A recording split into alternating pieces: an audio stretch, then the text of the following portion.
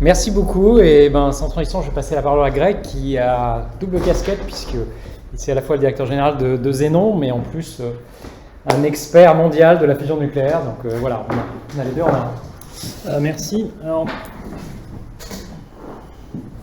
pourquoi vous parlez de fusion ce matin? Parce qu'il se passe beaucoup de choses dans la fusion, d'où le titre, où la fusion est en train d'entrer son new space, son domaine du new space. Énormément d'acteurs sont en train de venir. Il y a pas mal de choses au niveau scientifique et il se pose une vraie question de savoir est-ce que les choses vont s'accélérer ou est-ce que la fusion c'est toujours pour dans 30 ans. C'est que c'est la blague, la fusion c'est pour dans 30 ans et ça le sera toujours. Et en plus c'est un sujet intéressant pour nous à Xenon parce que ça va me permettre de vous montrer un peu la façon dont on va travailler de plus en plus, c'est-à-dire de vous essayer de vous faire comprendre ce que c'est, parce que la fusion c'est quand même un peu technique, donc je vais essayer de vous expliquer ce que c'est, où on en est, ce qui est en train de se passer et ce qui pourrait se passer. On a parlé de fin du siècle, on va essayer de voir qu'est-ce qu'il y a derrière, parce que c'est un petit peu plus compliqué que ça, même s'il y a une certaine vérité derrière. D'où le nom, Kitty Hawk, 1903, premier vol des frères Wright. Beaucoup disent qu'on n'est pas loin du Kitty Hawk moment pour la fusion. Alors beaucoup, c'est marrant parce que beaucoup disent ça en parlant de startups qui sont extrêmement financées. Et si vous connaissez l'histoire des frères Wright, vous savez qu'il y avait quelqu'un qui était extrêmement bien financé en parallèle et qui n'a jamais réussi. C'est deux entrepreneurs qui tenaient un magasin de vélo qui ont réussi à faire le premier vol artificiel. Donc c'est assez marrant parce qu'on utilise l'analogie avec l'histoire, mais pas dans le bon sens. Alors déjà, la première chose qui est intéressante, je pense, c'est de vous expliquer ce que c'est la fusion. Parce que les réacteurs à fusion, vous n'en avez pas vu beaucoup, même si j'en ai fait venir un pour vous exprès aujourd'hui, je vous en parlerai après. Mais c'est important de savoir ce que c'est. Alors je vous l'ai dit, j'ai organisé une démo spéciale pour vous. Vous voyez, il fait beau, il pleuvait il y a 1 heure.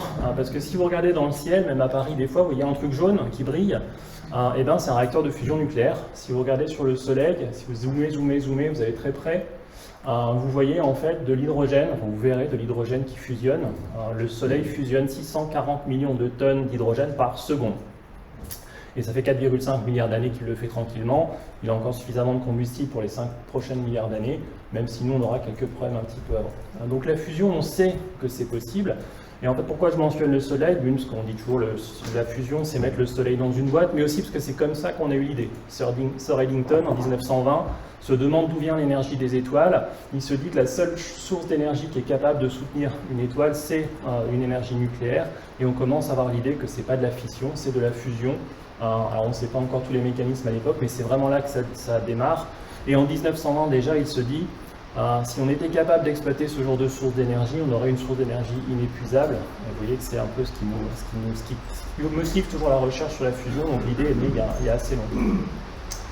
Alors, il y a deux façons de faire de l'énergie nucléaire. Il y a de la fission, ça vous prenez des gros atomes d'uranium, vous les cassez, et c'est ce qu'on fait dans les 56 réacteurs français à l'heure actuelle. On prend l'uranium, on le casse, on récupère l'énergie des neutrons et on génère de l'électricité. Mais il y a une autre façon de faire qui est la fusion, où là on va prendre des petits atomes et essayer de les combiner pour faire des atomes plus gros. On va utiliser ce qu'on appelle des isotopes de l'hydrogène, c'est-à-dire des formes différentes de l'hydrogène. Alors, je suis désolé, il y a 1 ou 2 fois où vos cours de physique vont vous revenir à la figure, je sais que c'est douloureux, mais ça va bien se passer. Un atome, c'est des protons, des électrons qui tournent autour et des neutrons. Des isotopes, c'est quand il y a plusieurs variétés de neutrons. Vous avez plusieurs neutrons pour une configuration de protons. Donc les isotopes de l'hydrogène, c'est quoi? C'est du deutérium et du tritium, donc c'est de l'hydrogène un petit peu plus lourd. Suffisamment lourd d'ailleurs pour que le tritium soit radioactif. Un atome radioactif, c'est quoi? C'est un peu vous comme après un repas de Noël, vous avez beaucoup mangé, etc. Vous sentez que vous n'êtes pas hyper stable. Un atome radioactif, c'est pareil, il a trop mangé de neutrons, il a envie de les lâcher pour se sentir un peu mieux. Et la fusion, ça consiste à quoi? C'est à prendre, dans notre cas, des isotopes de l'hydrogène, les faire se rapprocher très très proches, et ils forment un atome légèrement plus gros. Et dans ce cas-là, de l'hélium, et on va relâcher un neutron avec énormément d'énergie. 80% de l'énergie de la réaction, c'est des neutrons, 20% c'est de l'hélium. Donc l'hélium, c'est inerte, c'est ce qu'on utilise pour gonfler les ballons. On fait d'autres choses avec, mais c'est aussi ça. Et les neutrons, c'est une particule qui n'est pas chargée et qui va avoir énormément d'énergie. Qu'est-ce qui se passe en fait? On convertit de la masse en énergie. Si je regarde la masse de ce que j'ai formé et la masse de ce que j'avais au départ, j'ai une toute petite différence. Et un obscur physicien allemand nous a dit que si on perdait un petit peu de masse, on crée de l'énergie, on convertit la masse en énergie avec une relation connue. Et en fait, ce qui est intéressant dans tout le procédé nucléaire, c'est que vous avez un très gros coefficient de proportionnalité entre masse et énergie. Donc un tout petit peu de masse, c'est énormément d'énergie. Alors, la fusion a l'avantage d'être encore beaucoup plus dense que la fission, donc on utiliserait encore moins de combustible. Alors, il va falloir que je vous parle de plasma. Un plasma, vous avez peut-être un écran à plasma chez vous. C'est quelque chose qu'on ne connaît pas forcément tous. Le plasma, c'est ce qu'on appelle le 4e état de la matière. Alors, pour schématiser, si je prends un solide, de la glace, d'accord, c'est un solide qui est très bien, c'est un milieu qui est bien ordonné, les atomes ne bougent pas trop. Si je monte la température où j'apporte de l'énergie, je vais pouvoir faire fondre. Donc dans ce cas-là, c'est un glaçon, je le fais fondre, j'ai de l'eau, c'est un liquide, je passe à un 2e état. Donc là, les molécules peuvent déjà beaucoup plus bouger, même si elles sont contraintes. Si je continue à chauffer, c'est comme quand vous faites bouillir de l'eau, vous avez un gaz, vous avez ébullition. Un gaz, là, les particules bougent déjà beaucoup plus vite, elles sont beaucoup moins contraintes par l'espace. En fait, un plasma, c'est ce qui se passe si je continue de chauffer. D'accord ? C'est plus une vraie transition marquée, mais ce qui se passe si je continue à chauffer, c'est qu'en fait, les particules sont tellement excitées que les électrons vont se séparer des ions. C'est un détail, mais en fait, je vais avoir un gaz qui va avoir des charges électriques. Un meilleur exemple de plasma, les éclairs, c'en est un, c'est une décharge électrique entre le sol et le ciel. Mais vous en avez plein, les aurores boréales, c'est des plasmas, en fait, c'est des particules chargées qui arrivent dans l'atmosphère. 99% de l'univers, c'est du plasma, en fait. Il y en a très peu sur Terre, mais 99% de l'univers est sous forme de plasma. Alors pourquoi c'est intéressant un plasma? Parce que c'est comme un gaz, donc ça a les mêmes équations, ça se comporte comme un gaz, sauf que comme ça a des charges électriques, je vais pouvoir jouer avec des champs magnétiques, avec des aimants, etc. pour le contrôler. Et ça, c'est extrêmement intéressant. La transition n'est pas très nette parce que je peux avoir des plasmas à très basse température, mais je peux aussi avoir des plasmas à plusieurs centaines de millions de degrés, c'est de ça dont on va parler aujourd'hui. Vous avez peut-être mis au mieux, ok, le plasma c'est un peu, voilà, je ne sais pas trop ce que c'est. Les petits téléphones portables que vous avez dans vos poches, les microprocesseurs, etc., si on est capable de les graver avec des choses aussi petites, c'est grâce à des plasmas. Donc on les utilise dans plein de procédés industriels. La fusion, en principe, c'est super simple. J'ai une équation qui va me dire ce qu'il faut faire. Si je suis capable de la résoudre, je suis capable de générer de l'énergie à partir de là. Alors, je suis désolé, je suis obligé de vous la montrer, sinon c'est pas simple. Mais en gros, j'ai un produit de 3 facteurs. La densité, alors la densité, c'est le nombre de particules que je suis capable de mettre à un endroit. D'accord? Donc intuitivement, on dit bien, plus je mets de particules à un endroit, plus elles vont pouvoir réagir. La température. Si je mets 2 atomes les uns à côté des autres, en fait, ils ne vont pas vouloir s'approcher, ils vont se repousser, puisqu'ils sont chargés positivement tous les deux. C'est un peu comme mettre 2 pôles sud d'un aimant ensemble, ils ne vont pas arrêter de se repousser. Pour être capable de fusionner, il va falloir que j'ai des collisions entre particules à très haute température, donc à très haute énergie. On est dans un gaz, l'énergie, la vitesse des particules, c'est en fait la température. Quand vous êtes dans une pièce comme ici, à peu près à 20 degrés, à 25 degrés, les particules bougent à 1 km par seconde à peu près, vous avez un mouvement très vite, très fort. Donc nous, on va devoir chauffer beaucoup plus fort. Beaucoup plus fort, ça veut dire quoi? C'est 150 millions de degrés pour que la réaction puisse se passer. C'est 10 fois la température qui est au centre du Soleil.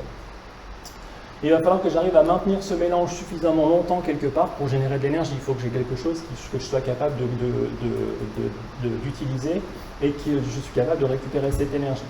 Donc en fait, pour avoir de la fusion, on ne regarde pas la valeur, mais il faut que le produit de la densité, de la température et de ce temps de confinement, c'est-à-dire l'isolation de mon milieu par rapport à l'extérieur, vous avez quelque chose à 150 millions de degrés, évidemment vous allez avoir des pertes thermiques, il faut minimiser ces pertes thermiques. Donc le produit de ces 3 valeurs doit être plus grand qu'une certaine valeur pour que je puisse générer de l'énergie. Donc en principe, je peux le faire de plein de façons différentes. Il suffit que j'ai les bons paramètres. À partir du moment où je suis au-dessus de cette inégalité, ça marche. Donc le principe est extrêmement simple. La théorie est un peu plus compliquée, évidemment. Pourquoi on s'intéresse à la fusion et pourquoi certains disent que c'est un peu le Graal de l'énergie? Parce que le combustible est extrêmement abondant. On a suffisamment de combustible sur Terre pour à peu près les 10 000 prochaines années pour l'ensemble de l'énergie de l'humanité. D'accord? Donc ce n'est pas du tout un problème d'abondance. Il faut beaucoup moins de matière qu'avec de l'uranium. Il nous faut 10 fois moins de masse que l'équivalent uranium. Donc on a besoin de très peu de quantité de matière. Pour une ville d'1 million de personnes, pour l'ensemble de l'énergie que cette ville utilise, mais quand je dis l'ensemble de l'énergie, c'est tout. L'énergie des biens que vous consommez, tout ce que vous pouvez utiliser comme énergie, il faut à peine 400 kg de combustible.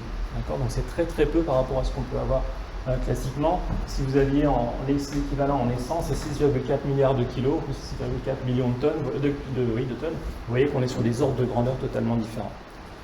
La fusion, il n'y a pas de risque d'emballement.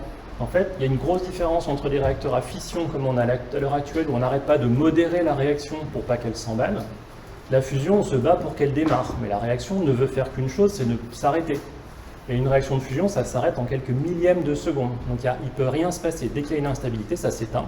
Alors ça peut endommager un peu la machine, mais il n'y a pas de risque d'emballement. Donc d'un point de vue sûreté, c'est sûr par design. Il n'y a pas de risque d'accident de ce genre-là. Et ça ne génère pas de déchets à vie longue. Donc les déchets dont on n'arrête pas de parler et qui nous embêtent un peu, donc techniquement on sait les gérer, hein. C'est toujours on pense qu'on ne sait pas quoi faire des gérer, si on sait les gérer. Mais là en fait il n'y en a pas, donc on ne se pose pas la question. Un réacteur de fusion, au bout de 100-150 ans, vous pouvez retourner à l'intérieur et recycler les matériaux. C'est plus simple d'imaginer construire quelque chose pour 100-150 ans que pour des millions d'années. Donc c'est un peu pour ça que la fusion, ça fait longtemps qu'on cherche, parce qu'il y a des propriétés intrinsèques qui sont extrêmement intéressantes. Donc maintenant, si je vous disais, s'il y a quelques-uns d'entre vous qui font de l'investissement ici, si je vous disais que mon plan pour l'humanité, c'est de chauffer un gaz à 150 millions de degrés, le mettre dans une boîte en métal et récupérer de l'énergie, combien d'entre vous me font un chèque? Alors, on sent tout de suite la problématique de la fusion, c'est qu'on gère des choses qui sont pas très normales. C'est pour ça qu'on dit souvent mettre le soleil dans une boîte, parce que c'est le principe, c'est d'essayer de confiner quelque chose d'extrêmement chaud. Et tout le jeu de la fusion, ça va être de faire en sorte que ce gaz extrêmement chaud ne touche pas les parois de la boîte, parce qu'on n'est pas capable de faire un matériau qui va survivre à ça, et de récupérer quand même de l'énergie. Pour ça, on va utiliser quelque chose, je vous l'ai dit, le fait qu'on réagit à des champs magnétiques, à des aimants. Donc si je prends, alors ça n'existe plus ici, vous avez tous eu des tubes néons, ce qu'on appelait des tubes néons à une époque qui faisaient de la lumière. Ouais, non, c'est pas ça justement, mais vous aviez des tubes qui faisaient de la lumière. Alors, on dit tube néon, c'est pas vrai, c'est pas du néon qui est à l'intérieur, mais c'est un tube phosphorescent. C'est un plasma à l'intérieur, c'est un plasma qui est à peu près à 10 000 degrés. Alors, vous vous en rendez pas compte parce que le gaz autour est froid, mais c'est un plasma. Donc si je prends un tube néon, j'ai un plasma, j'ai des particules qui bougent à l'intérieur. Sauf que les particules vont diffuser vers les bords. Et dès qu'une particule chargée touche une surface, elle se recombine, vous perdez le plasma. Donc vous avez un mécanisme naturel qui fait que les particules vont du centre vers les bords et vous perdez votre plasma continuellement. Donc vous avez tout le temps un courant électrique pour le maintenir dans une lampe. D'accord, mais ce n'est pas très intéressant. Si vous vous souvenez de vos cours de physique, si j'ai un aimant avec une direction donnée, là je vais empêcher les particules de bouger radialement. Elles peuvent bouger que le long des directions de mon champ magnétique. Vous vous souvenez les expériences que vous faisiez avec de la limaille de fer pour les lignes de champ? Là c'est pareil, c'est des lignes de champ, les particules peuvent faire qu'une chose, c'est suivre la direction des lignes de champ et elles peuvent tourner autour. Donc j'ai réussi à comprimer le plasma dans une direction, plus les aimants vont être forts, plus je vais comprimer, donc plus je vais être capable de maintenir ça au centre, c'est très bien. Et les premiers réacteurs de fusion, c'est comme ça qu'on a essayé, c'est les grands tubes qu'on essayait de chauffer à très haute température. Alors évidemment, le plasma a très vite repéré qu'il y avait deux bouts à votre tube, vous ne pouvez pas le faire infiniment long, donc vous avez des pertes à chaque bout. Un physicien est toujours plus intelligent, et donc on s'est aperçu que si on tournait le tube sur lui-même, il n'y avait plus de bout. Et c'est exactement ce qu'on fait. On fait une forme de tore, pour la plus grande majorité des configurations, parce que dans ce cas-là, on n'a plus de bout, le plasma peut faire qu'une chose, c'est tourner. On a stoppé la diffusion dans cette direction-là, donc théoriquement, j'ai confiné de façon parfaite mon plasma. Et c'est le principe, quelqu'un l'a mentionné, du tokamak. On prend en fait un anneau, on va utiliser des champs magnétiques extrêmement puissants, on est très loin du magnet que vous avez sur vos frigos, et oui, vous avez des magnets sur vos frigos, on le sait. On va prendre des grosses bobines en D qui vont être faites avec des matériaux assez spéciaux, on va les mettre autour du tore, ça va générer le champ magnétique qui est dans la direction du donut, tout va bien. Sauf que si je fais ça, je n'ai pas le même champ magnétique au centre qu'au bord, donc j'ai des instabilités, je vais être obligé d'utiliser un deuxième champ magnétique, c'est un peu technique, je ne vais pas rentrer là-dedans. Mais on va en fait utiliser le fait qu'un plasma, ça conduit le courant comme un fil en cuivre. Un plasma à 150 millions de degrés, ça a la même conductivité qu'un fil en cuivre. Si ça conduit le courant, je peux faire passer du courant à l'intérieur. Et vous connaissez peut-être le principe du transformateur. J'ai une bobine au centre, la bobine verte. Je fais varier un courant à l'intérieur. Par induction, j'induis un courant dans le plasma. Ce courant va générer son propre champ magnétique et je vais fermer mes lignes de champ. C'est-à-dire que ma structure magnétique, ça va être quelque chose qui va se fermer sur soi. Et je vais compenser, en fait. Je vais faire ça de telle façon que les particules passent le même temps dans n'importe quel endroit de la machine et je n'ai pas d'effet d'instabilité, en théorie. Donc souvent, on dit un tokamak, c'est un donut. En fait, il faut plus y penser comme ces pâtisseries un peu allemandes, c'est-à-dire que c'est vraiment une géométrie en 3D. Les particules tournent autour, mais aussi dans l'autre sens. La fusion, c'est un peu comme un investisseur. Vous êtes obligé d'investir quelque chose au départ. Pour chauffer un gaz à 150 millions de degrés, je vais être obligé d'investir de la puissance ou de l'énergie. Et si je veux rendre le contribuable heureux, il faut que je génère plus d'énergie que j'en utilise. Un physicien s'amuse déjà sans, mais c'est quand même plus intéressant pour la société si on génère de l'énergie. Donc dans la fusion, on parle souvent du rapport Q, qui est la puissance que je génère par la fusion divisée par la puissance injectée. Donc évidemment, ce facteur doit être bien plus grand que 1 si je veux générer de l'électricité, parce que je dois compenser les pertes, etc. Et c'est toute l'histoire de la fusion, c'est d'arriver à un facteur de 1. Pour l'instant, on n'y est pas arrivé. Le mieux qu'on ait fait, c'est 0,70. Donc on a récupéré seulement 70% de la puissance qu'on a injectée. Et c'était en comptant qu'au niveau du plasma, même pas au niveau de l'installation. Alors, la voie royale pour essayer de démontrer ça. Alors pourquoi on ne pouvait pas le faire? Parce que les machines étaient trop petites. Dans la fusion, c'est le volume qui joue. Plus le plasma est gros, plus il va être chaud, plus il va être dense. Donc tout se joue avec la taille. Et les machines qu'on avait jusqu'à présent étaient beaucoup trop petites. D'où le projet ITER qui est dans le sud de la France, qui est une machine qui fait 29 mètres par 29 mètres. C'est une grosse bête. C'est 1000 mètres cubes de plasma.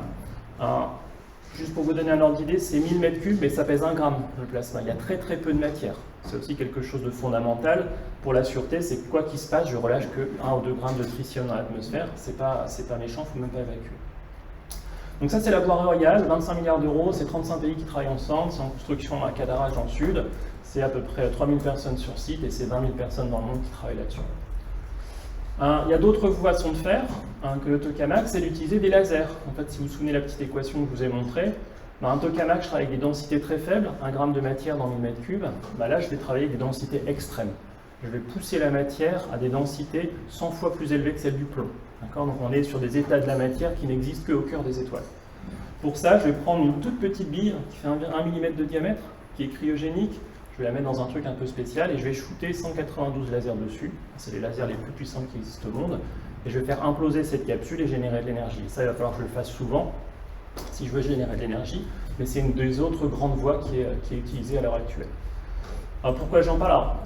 On en a un en France. Donc là, c'est le National Ignition Facility qui est aux États-Unis, en Californie.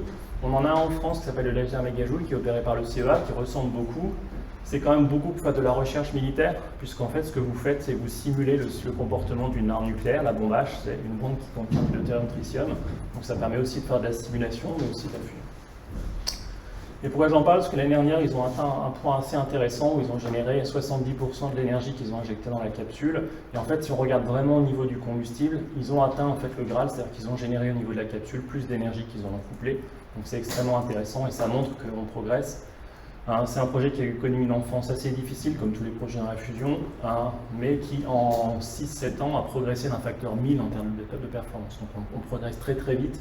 Et ils sont très proches d'atteindre le point Q supérieur à 1. Donc on est vraiment là aussi à l'aube de quelque chose d'assez intéressant.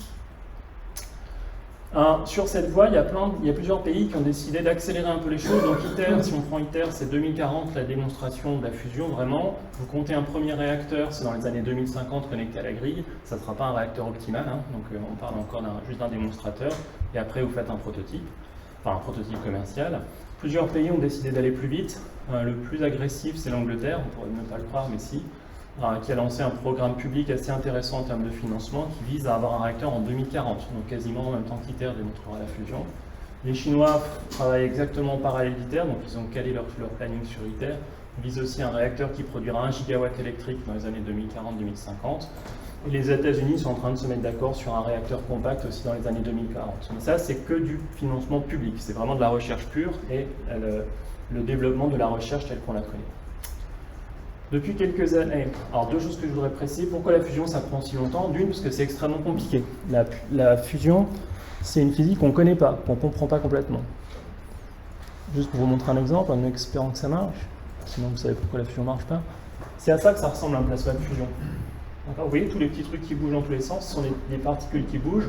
Et vous voyez toutes les cellules de turbulence qu'on a partout, c'est ça. C'est pas quelque chose d'extrêmement homogène. Un plasma de fusion, c'est plein d'instabilité. Vous voyez plein de flux de cisaillement, c'est-à-dire que le fluide va bouger dans plein de directions à la fois, donc c'est extrêmement compliqué, il y a extrêmement de turbulences. Ça, c'est un des plus gros ordinateurs au monde, qui est utilisé pendant plusieurs semaines pour calculer quelques millièmes de seconde d'un plasma. Alors, ça vous donne une ordre d'idée de la complexité du problème, et c'est une machine qui est 10 fois plus petite qu'ITER.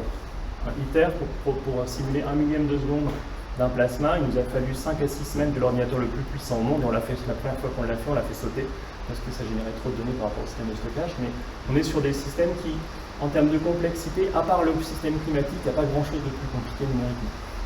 Donc la physique est vraiment extrêmement compliquée. L'autre chose qui fait que ça prend aussi longtemps, c'est assez simple, c'est l'argent. Il n'y a jamais eu assez de financement dans la fusion. Dans les années 70, 73, premier choc pétrolier, les États-Unis se disent voilà, qu'est-ce qu'il faudrait faire pour qu'on ait un premier réacteur de fusion à un certain horizon de temps. Ils ont sorti un rapport qui a vraiment fait du bruit à l'époque, publié en 76. Regardez pas exactement les détails, mais ils se sont dit qu'est-ce qu'il faudrait comme type de financement et de profil de financement pour avoir un premier réacteur en 90, 93, 98, 2005. Et donc ils définissent différents profils de financement. On pourrait discuter des chiffres, mais c'est plusieurs milliards de dollars par an. Et surtout, ils se disent en dessous de quel niveau il ne faut jamais descendre, parce que sinon, on n'y arrivera jamais. C'est ce qu'ils appellent le Fusion Never Scenario. C'est-à-dire que vous allez vivoter tout le temps, vous allez employer des scientifiques, etc., c'est déjà pas mal, mais vous n'allez jamais arriver nulle part, parce qu'il n'y aura jamais la masse critique de financement. Depuis 1980, le programme américain est constamment sous cette ligne. Et c'est vrai pour tous les pays. C'est financé, ça représente quand même plusieurs centaines de millions de dollars par an, mais c'est toujours sous critique, donc il n'y a jamais eu suffisamment d'argent. L'autre chose qui s'est passé dans les années 70, de façon ironique un peu après ce rapport, c'est qu'avant ça, les projets de fusion étaient des projets industriels, on dépendait des ministères de l'énergie directement, et ensuite on est passé dans les ministères de la recherche. Et ça a changé la façon de penser, puisqu'on s'est mis à vouloir comprendre absolument tout ce qui se passe, à faire des belles animations comme je vous en ai montré une avant, mais on avait moins cette urgence du développement, puisqu'il y avait moins de pression sur les durées. Et donc ça, oui, la fusion c'est toujours pour dans 30 ans, mais il y a des raisons fondamentales aussi derrière. C'est d'une, c'est compliqué, et deux, de toute façon, on n'a jamais eu les moyens de le faire. Pourquoi je le mentionne? Parce que c'est aussi ça qui définit le New Fusion, si on peut l'appeler comme ça. C'est cette réalisation qu'en fait on n'est pas sérieux, et que si on veut être sérieux, il va falloir changer d'approche. Qu'est-ce qui se passe depuis quelques années? Il se passe ça. Vous avez une émergence de start-up. Alors, on va parler un peu de l'histoire après. Vous avez à l'heure actuelle entre 23 et 28 start-up. C'est un petit peu difficile de compter parce qu'elles ne sont pas toutes publiques. Mais il y a une émergence d'un domaine privé qui est nouveau. C'est quelque chose dont on n'a pas l'habitude. Avec des très gros acteurs. Je vous montrerai après les financements qui sont en train d'être mis. Et ça se développe sur les 3 dernières années. On a augmenté le nombre d'entreprises comme ça de 10. On a doublé quasiment le chiffre. Il y en a une en France, Renaissance Fusion, qui est à Grenoble. La majorité sont en Angleterre. Mais c'est quelque chose de nouveau. C'est que les investisseurs privés sont venus et on n'est plus dans le domaine de la recherche. On se rapproche un peu de SpaceX. SpaceX avec le Starship, c'est vous faites quand vous construisez quelque chose, ça explose, vous recommencez, etc. On est vraiment beaucoup plus proche de ça. Ça comprend beaucoup plus de risques. On est sur des concepts qui sont parfois beaucoup moins matures, mais on est d'accord pour prendre le risque. On essaye, on construit, on itère extrêmement vite. On pivote, comme diraient les entrepreneurs, ce qu'on ne fait pas dans la recherche, et donc ce n'est pas du tout la même façon de procéder, ce qui pose quelques questions, mais ce qui est extrêmement intéressant. Et grosso modo, on pourrait dire qu'il y a 4 voies, on pourrait classifier un petit peu les entreprises privées selon 4 voies. Il y a ceux qui disent, on croit à la physique d'ITER. On croit qu'ITER, oui, ok, les gens ne sont peut-être pas très bons à ITER pour construire des choses rapidement, mais on pense que la physique, ils la comprennent, on pense qu'ils savent ce qu'ils font. Par contre, ce qui limite ITER et ce qui définit la taille, c'est la puissance des aimants. Dans la fusion, plus vos aimants sont forts, mieux c'est, parce que vous aurez plus de puissance pour un volume donné. Et il s'est passé quelque chose ces 20 dernières années, c'est qu'on a développé ce qu'on appelle les supraconducteurs à haute température, donc on est capable de générer des champs magnétiques beaucoup plus forts dans des espaces beaucoup plus réduits. Et ça, c'est un game changer dans le domaine. ITER est un gros bateau, on ne pouvait pas intégrer cette technologie-là, et certaines personnes se sont dit, nous, on va le faire. Donc vous avez plusieurs concepts qui disent, voilà, nous, on prend la physique d'ITER, on va faire des machines plus petites, plus compactes, donc plus rapides à construire et moins chères, parce qu'on bénéficie de cette nouvelle technologie. Donc, ce qui est intéressant, c'est que si ces concepts-là fonctionnent, ITER fonctionnera, et vice-versa. C'est exactement la même physique, il n'y a pas d'extrapolation. Vous avez la partie fusion inertielle, donc les gens se disent, voilà, il y a 30 ans, les lasers haute puissance, ça n'existait pas comme maintenant. On parle de lasers qui ont des durées de pulse du milliardième de seconde, donc c'est des choses qui sont extrêmement pointues, c'est de la grosse électronique. Et il y a plusieurs concepts de faire ça, donc c'est une autre voie, vous avez plusieurs startups qui se lancent sur ce domaine-là. Là aussi, on est sur quelque chose d'un petit peu plus connu, c'est-à-dire qu'on connaît un peu plus la physique. Ensuite, vous avez des concepts qu'on a abandonnés, puisque comme on n'a jamais eu assez d'argent dans la fusion, on s'est concentré sur 1 ou 2 concepts les plus prometteurs, c'est normal. Et donc, il y a plein de choses qu'on a étudiées dans les années, pas moi, quand je dis on, j'y étais pas évidemment, mais dans les années 60-70, mais qu'on a abandonné parce que voilà, ça progressait pas assez vite, et le tokamak a émergé en 68, et depuis, c'est lui qui règne sur la fusion. Et bien, il y a plein d'entrepreneurs qui se disent en fait on n'a pas regardé ça suffisamment, il y a plein de choses qu'on aurait pu faire pour améliorer ça. Donc il y a toute une branche où c'est des concepts qui n'ont pas été suffisamment explorés et qui reviennent maintenant parce que les gens se remettent à regarder. Et la dernière voie, c'est des trucs tout nouveaux, des trucs auxquels jamais personne n'a pensé. Je n'entrerai pas dans le détail, mais ce que fait General Fusion, c'est utiliser des pistons mécaniques pour comprimer le plasma, utiliser des lasers. Personne n'y aurait cru, leurs résultats sont plutôt encourageants. Il y a un ou deux concepts comme ça qui ont été juste postulés théoriquement, mais qui n'ont jamais été regardés. Donc ça vous donne un peu les 4 branches pour comprendre un petit peu ce qui se passe dans l'écosystème. Et il se passe des choses intéressantes, puisque par exemple, Commonwealth Fusion System, d'une, c'est une spin-off du MIT, donc c'est pas n'importe qui. Je dis aussi parce que j'ai des amis là-bas, mais c'est quand même des scientifiques extrêmement talentueux, et ils ont démontré l'année dernière la première bobine à taille réelle avec des aimants supraconducteurs à haute température. Alors ça peut paraître pas forcément impressionnant pour vous, c'est une vraie avancée technologique. C'est assez impressionnant, et ça a été fait en 2 ans, c'est extrêmement rapide, et c'était le premier jalon technique qu'ils avaient. Ça a débloqué 1,8 milliard de financement privé. Donc on est quand même sur des choses qui marchent beaucoup d'argent et sur des choses où on voit des éléments tangibles, donc il y a vraiment des choses qui se passent. Alors en fait, les startups dans la fusion, ça a commencé il y a très longtemps, sauf que c'était confidentiel pendant très longtemps. La première a été créée en 92, elle n'a pas duré très longtemps. La plus connue, TAI, qui s'appelait à l'époque TriAlpha, a commencé en 98. Et pourquoi je le mentionne? Parce qu'en fait, en 98, ils disaient déjà on aura un réacteur dans 10-15 ans. 98, on est en 2022, ça vous donne un peu l'échelle de temps. Donc on voit aussi que de ce côté-là, c'est quand même compliqué, c'est pas aussi rapide qu'ils ont pu le penser. Ça a vivoté, c'est une entreprise, Thierry, qui a levé à près 1 milliard d'euros depuis 20 ans, donc c'est quand même relativement bien financé. C'est-à-dire comment ils font pour survivre pendant 25 ans alors qu'il n'y a pas de retour? En fait, ils ont réussi à développer une méthode de thérapie protonique pour les cancers, et c'est ça en fait qui vraiment fait leur business model. Ils font toujours de la fusion, mais il y a de l'argent qui arrive par d'autres sources. Et ce qu'on voit en fait, c'est que ça a vraiment accéléré, année 2005, mais surtout ici 2012, 2013, 2014. Et on est à peu près à 23-25 entreprises à l'heure actuelle. Alors pourquoi ça a accéléré là? Certaines vues sont les miennes, mais 2006, lancement officiel du projet ITER. 2012, 13, 14, premier gros retard. 2014, on a annoncé 5 à 6 ans de retard sur le premier plasma d'ITER. En même temps, il y avait des composants qui commençaient à apparaître. Donc, la machine est quand même à 70% construite, 80% construite à ITER. Donc, les gens ont plus confiance on sait à peu près ce qu'on fait, puisque la machine commence à arriver. Mais en même temps, comme le délai augmente, il y a une frustration du fait que la fusion arrivera toujours trop tard. Et ça a motivé beaucoup de gens, notamment le MIT. Le MIT, c'est une bande d'étudiants, des postdocs, qui se sont dit il y en a marre, ça va beaucoup trop lentement. Nous, on va essayer de trouver un autre modèle, on va faire une start-up. Tout le monde leur a rigolé au nez à l'époque, finalement ils ont déjà levé plus de 2 milliards d'euros. Et il y a aussi le fait que c'est quand même le plus grand défi scientifique du siècle. Alors c'était aussi le plus grand défi du siècle dernier, mais bon, bref. C'est catalogué toujours dans les 10 plus grands défis scientifiques et technologiques du siècle. Si la fusion on arrive à la maîtriser, ça sera à peu près du même niveau sociétal que la synthèse de l'ammoniac, vous savez, qui permet à l'heure actuelle à 50% de la population mondiale d'être en vie. On est sur le même genre de choses quand même. Donc ça, c'est plusieurs choses. Et puis, il y avait de la disponibilité de capitaux. On était aussi dans la deuxième vague de ce qu'on a appelé la clean tech, qu'on appelle la climate tech maintenant. Donc, il y a beaucoup de financements qui arrivent sur des projets à impact. D'ailleurs, si on regarde le financement, on voit que c'est le financement cumulé au fur et à mesure des années. Vous voyez que ça a vivoté quand même pendant longtemps. Et là, on est sur des niveaux de financement qui sont assez intéressants. L'année dernière, 2 entreprises ont levé plus d'1 milliard d'euros. CFS, qui est une start-up, une spin-off du MIT. Et une entreprise dont quasiment personne n'avait entendu parler, avec un concept assez innovateur et assez exotique ou assez peu mature, qui a levé 500 millions avec 1,2 milliard à venir s'ils arrivent à atteindre leurs premiers objectifs. Donc on commence à parler de gros montants. Alors ça va sûrement se stabiliser un peu parce que c'est quand même des projets à long terme. CFS promet un premier démonstrateur en 2025, donc il va falloir quelques années pour qu'ils construisent des choses. Là je pense que l'année dernière on a vécu un gros pic. Mais on sait qu'il y a des levées de fonds qui sont en préparation sur différents projets. La question c'est est-ce que ça sera autant, mais c'est quand même assez intéressant, ça monte et on monte en termes de maturité technologique. Ce qui est assez intéressant aussi, c'est un sondage qui a été fait sur les entrepreneurs et les gens qui investissent, c'est quand est-ce que vous pensez avoir un démonstrateur? Alors quelques-uns ont dit dans les années 2020, bon c'est un petit peu joueur, mais la grande majorité pense qu'ils auront un démonstrateur commercial dans les années 2030. Donc quand même des échelles de temps assez courtes. Et très peu disent à beaucoup plus long terme. Alors je me suis amusé moi à faire un sondage sur Twitter juste pour voir, moi ma distribution était beaucoup plus loin, mais bon, non public et biaisé par moi. Mais c'est assez intéressant de voir qu'il y a quand même une volonté d'aller très vite et de réussir à faire quelque chose dans les années 2030. Pourquoi? Il y a l'urgence climatique et si vous arrivez après 2050, ça pose une vraie question.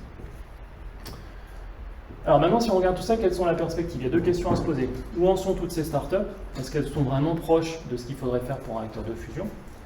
Et ensuite, à quelle vitesse vous allez pouvoir déployer cette technologie? Parce qu'un réacteur de fusion, c'est bien, mais le système électrique mondial, c'est 4000 gigawatts, 4000 réacteurs de type français, nucléaire. Donc c'est pas avec un réacteur qu'on va décarboner l'économie. Alors première chose, c'est très compliqué, mais il y a deux points importants. D'une, on dit souvent la fusion, c'est très lent. Entre 1970 et 1997, le produit triple que je vous ai montré avant, les performances de la fusion ont progressé plus vite que la loi de Moore. On était sur un doublement des performances tous les 12-14 mois dans la fusion. C'était extrêmement rapide. Bon, ça s'est arrêté en 97, mais on a quand même progressé extrêmement vite. Et si on regarde là où on en est dans la fusion, on est assez proche des lignes où il faudrait aller pour générer de l'énergie. D'accord, donc là, ITER est très proche, enfin ITER est largement au-dessus de ce qu'on devrait être, mais expérimentalement, on est très proche de ce qu'il aurait fallu avoir. Si je regarde maintenant les startups, je me déplace là. D'accord, ça c'est Zap Energy. Vous voyez qu'il y a un gap d'un facteur 10 000 en termes de performance sur ce qu'ils font maintenant et ce qu'il faudrait faire. Je n'émets aucun jugement, j'ai juste où ils en sont.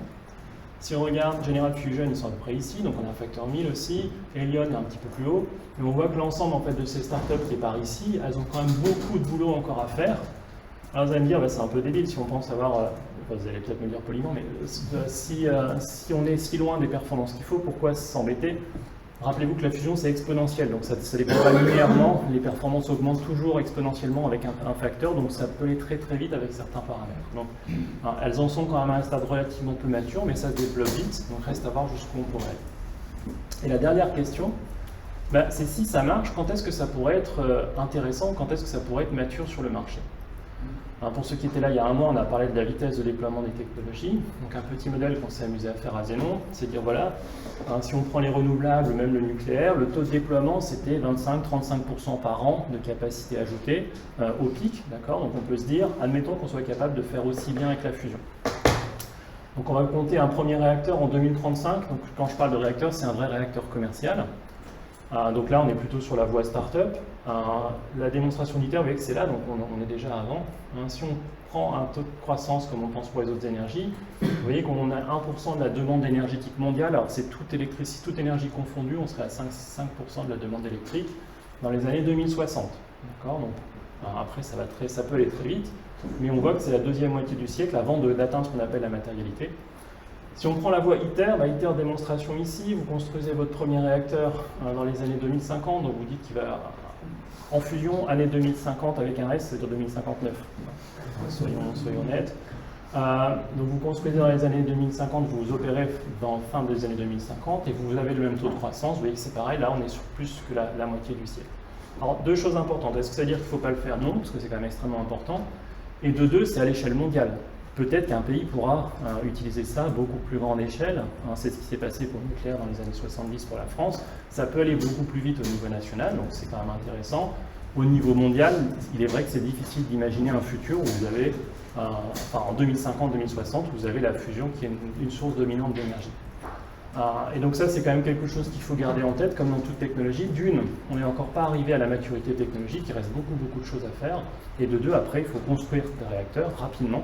Alors, les réacteurs dans les startups sont beaucoup plus petits, sont faits pour être modulaires, on se rapproche de ce qu'on appelle les SMR, les Small Modular Reactors. C'est des choses qui ne vont pas produire 1 gigawatt, mais plus une centaine de mégawatts, donc ils seront moins chers, qu'on est capable de construire plus vite, etc. Mais ça reste quand même quelque chose qu'il faut faire. Et surtout, au départ, ça va être très capitalistique. Les premiers réacteurs de fusion seront chers, quoi qu'on fasse, c'est une nouvelle technologie, et la question, c'est le taux d'apprentissage ensuite. Et ça, c'est quand même quelque chose à prendre en compte dans cette discussion. Juste pour résumer, on est quand même dans une vraie période de renouveau, on appelle ça la troisième vague de la fusion. Parce qu'on a connu une première euphorie dans les années 70, années 80 c'était le creux, années 90 on est revenu, on croyait que c'était bon, année 2000 nouveau creux, et là on est en train de remonter sur la voie du hype comme on dit, on a pas mal d'articles de presse, etc. On a beaucoup de progrès, donc on connaît un vrai renouveau, ça c'est extrêmement intéressant. Alors c'est aussi les trois vagues de la fusion, les trois vagues de l'hydrogène, c'est les mêmes, on se suit. Et cette émergence est poussée par deux choses. D'une, d'un point de vue scientifique, on a fait énormément de progrès. Et les startups sont vraiment en train de disrupter les choses à tel point que le programme américain a fait quasiment table rase, le programme national de recherche américain a fait table rase pour s'adapter au développement de ces startups et être le plus utile possible à ces startups. Donc on est vraiment sur quelque chose qui est en train de changer fondamentalement le milieu.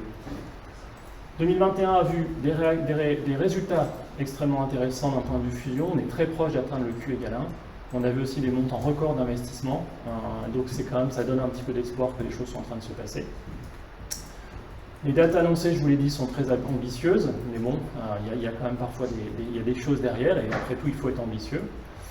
Et je pense que c'est vraiment ça que je veux vous faire retenir, c'est que démontrer Q supérieur à 1, donc un gain supérieur à 1, dans la décennie, c'est extrêmement probable. Vous m'auriez demandé il y a 5 ans, je vous aurais dit non. Là, je pense qu'on a tout ce qu'il faut. CFS, comme Manuel Fusion, ils ont tout ce qu'il faut. C'est assez facile à faire. Dans la fusion académique, on aurait pu le faire. On a juste fait le choix d'aller beaucoup plus loin avec ITER, dont l'objectif est de produire 10 fois plus qu'ils consomment. On a fait le choix de faire ça, et donc c'est une machine beaucoup plus grosse, mais on aurait pu le faire. D'ailleurs, beaucoup de voix à l'époque avaient dit qu'il nous fallait quelque chose entre Jet, qui est la plus grosse machine militaire, pour garder de l'intérêt. Et en tant que chercheur, on ne sait pas très bien faire, et donc on s'est engagé dans une embauche. Mais c'est quelque chose donc, qui est techniquement faisable, et ça va changer les choses, parce que pour la première fois, on aura vraiment démontré d'un point de vue technique qu'on est capable de le faire. Donc, est-ce que ça répond à la question que je pose au départ? Je ne sais pas, mais il se passe énormément de choses, d'où la fleurie d'investissements privés. C'est extrêmement intéressant de suivre ça, et j'espère que ça vous a permis de comprendre un tout petit peu mieux cet écosystème, qui est peut-être un peu obscur, parce qu'on parle de plein de choses, des pulsatrons, des pinches et des choses comme ça, mais l'idée de base, c'est toujours la même. Voilà, merci beaucoup.